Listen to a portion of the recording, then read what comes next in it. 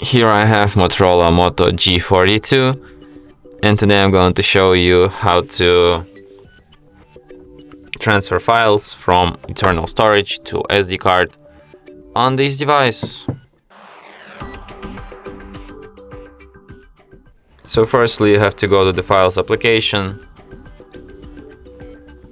then go to Browse, so you can transfer downloads, images, videos, audios, documents and also apps.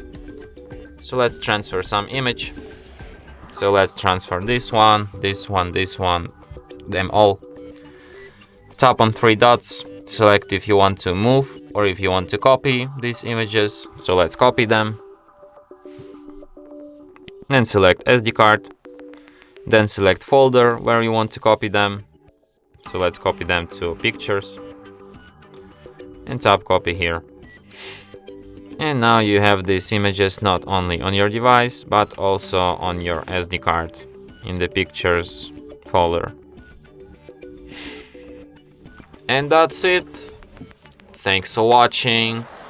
If you find this tutorial useful, don't forget to hit that like button and subscribe to our channel.